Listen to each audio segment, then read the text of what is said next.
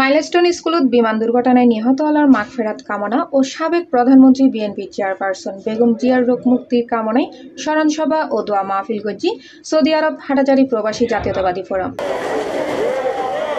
জেদ্দার একান guest হাউসত অনুষ্ঠিত স্মরণসভা ও দোয়া মাহফিলত অনুষ্ঠানের শুরুতে কোরআন তেলাওয়াত করে ইসমাইল মিয়াজি।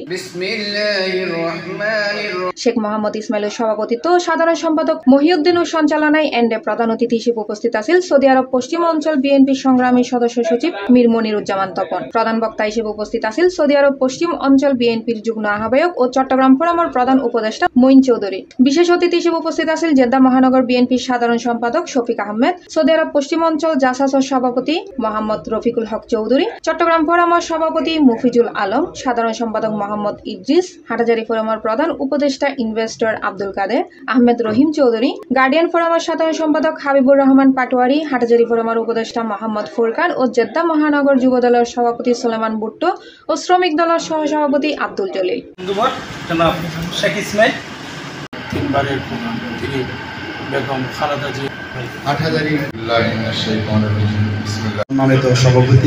উলামা দলের সভাপতি মাওলানা আসাব উদ্দিনের পরিচালনায় দোয়া ও মুনাজাতের মাধ্যমে অনুষ্ঠানের সমাপ্তি ঘটে। ডেস্ক নিউজ, সি+ টিভি, চট্টগ্রাম।